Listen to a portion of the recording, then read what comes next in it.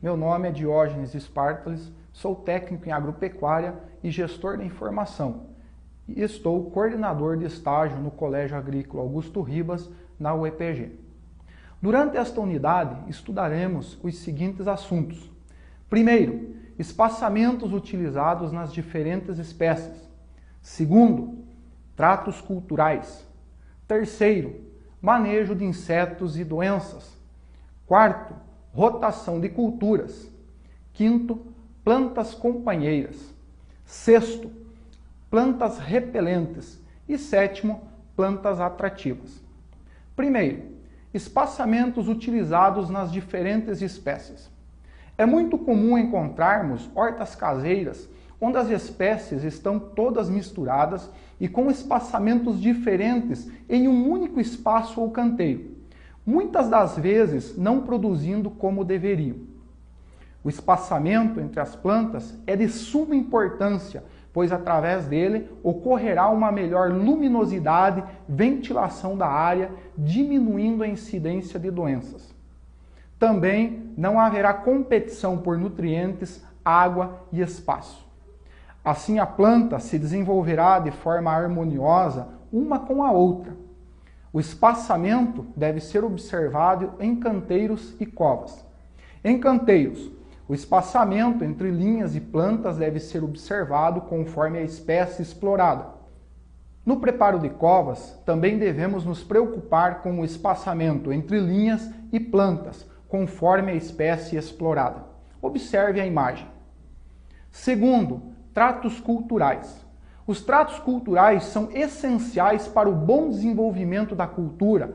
Dentre os principais podemos citar regas, capinas, desbaste, desbrota, desponte e tutoragem, entre outros que estão disponíveis na apostila para sanar possíveis dúvidas. Os tratos culturais são necessários e alguns devem ser semanais, como por exemplo, a desbrota no tomate, que é a retirada do broto ladrão. Outros ocorrem quando necessário. Outros podem ser uma vez somente na cultura, como o desponte no tomateiro, que é a retirada da ponteira para interromper o seu crescimento. Na introdução do curso, falamos que na horticultura orgânica devemos observar os insetos e doenças de forma diferenciada quando olhamos na horticultura convencional. Na horticultura convencional, quando nos deparamos com alguma doença ou inseto, logo entramos com produtos agroquímicos para tratar, controlar ou prevenir a situação. Porém, quando passamos a produzir de forma orgânica, temos outra visão dos insetos e doenças. Estes são sinais que indicam desequilíbrio. Assim, sabendo disso, teremos outra reação ao nos depararmos com a situação, seja uma doença ou um inseto. Com relação à horticultura orgânica, no controle e prevenção de insetos, podemos utilizar várias técnicas que nos apoiarão no seu controle. Por exemplo, podemos utilizar a arruda ou coentro como inseticida para pulgão. O cravo de defunto ou tagete pode ser utilizado como repelente para pulgão e broca de tomateiro. O gergelim, plantado nas bordas da horta, reduz as formigas cortadeiras. Então temos as plantas medicinais como auxiliadoras na horta orgânica. Da mesma forma que as plantas medicinais nos auxiliam contra insetos, são eficazes contra nematóides e algumas doenças. Na apostila encontra-se uma lista de plantas que auxiliam no controle em várias situações. As doenças geralmente são vistas a olho nu de imediato. Os sintomas podem ser esclerotínia, ferrugem, oídio, míldio, entre outros. Algumas medidas preventivas podem diminuir consideravelmente sua proliferação.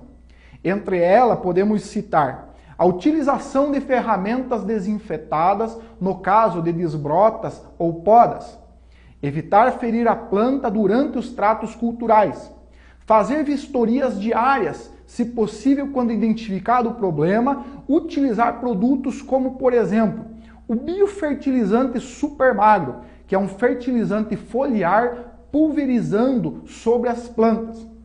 Serve para melhorar a saúde, crescimento e produção das plantas. Auxilia no controle de doenças, não sendo tóxico. Na apostila, você encontrará os ingredientes e forma de preparo, armazenamento e recomendações do Super Mago. Também está disponível a cal da bordaleza, um tradicional fungicida agrícola, tendo eficiência sobre diversas doenças fúngicas e ação contra algumas bactérias. Quarto, a rotação de culturas.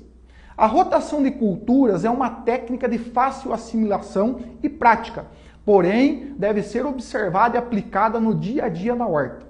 Esse sistema é de fundamental importância para que possamos fazer a quebra do ciclo biológico de insetos e doenças, no controle da erosão e plantas espontâneas, melhorando as condições física, química e biológica do solo.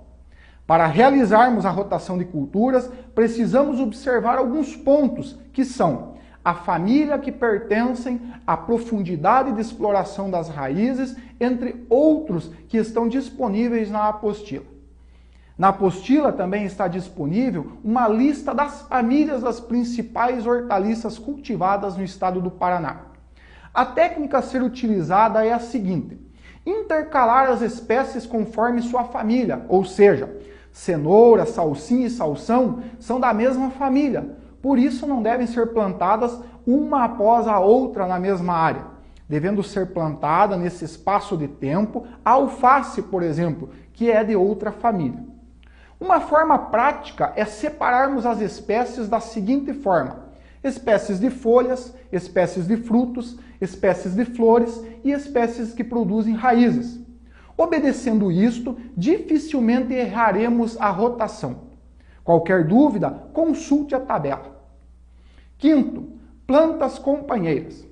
As plantas companheiras são chamadas no modo convencional de consorciação. Quer dizer que, em uma mesma área, você poderá estar plantando 2 ou 3 espécies diferentes. Porém, não se deve sair plantando de qualquer forma. Há algumas plantas que podemos chamá-las de plantas amigas e outras de plantas inimigas. Isso quer dizer que quando uma planta amiga for plantada com uma inimiga, não produzirão satisfatoriamente. Por exemplo, não podemos plantar alface junto com pepino, salsa e aipo. Ou ainda tomate junto com pimenta, batatinha, ervilha, pepino e batata doce. Porém, se plantarmos alho juntamente com alface, beterraba, cenoura, tomate e salsa, teremos bons resultados. Sexto, plantas repelentes. As plantas repelentes devem ser plantadas nas bordas interior das hortas. Elas são aliadas do horticultor orgânico. Dificilmente produziremos orgânicos sem a ajuda dessas plantas que emitem odor pelas raízes, folhas e flores, afastando assim formigas, lesmas e outros insetos que podem prejudicar nossa plantação. Como exemplo, podemos plantar ao redor da horta, em suas bordaduras ou no seu interior. Como sugestão temos a citronela, arruda, hortelã, entre outras. Sétimo, plantas atrativas. As plantas atrativas servem como iscas. Elas atrairão os insetos para si, não atacando ou diminuindo o ataque às plantas da horta. Como exemplo de plantas atrativas temos raiz de itajujá, porungo, girassol, capuchinha, entre outras. Também podem ser plantadas ao redor ou no interior da horta, conforme a necessidade. Chegamos ao fim desta unidade. Deixo uma reflexão. A agricultura orgânica está em contínuo crescimento e aprendizagem. O intuito deste curso é trazer à tona a importância deste sistema de produção, que deve de ser constantemente estudado. Cabe a cada um de nós cultivarmos o hábito de produzir e consumir produtos orgânicos, oferecendo à nossa família produtos de qualidade. Assim encerramos esta unidade. Bom trabalho e boas colheitas.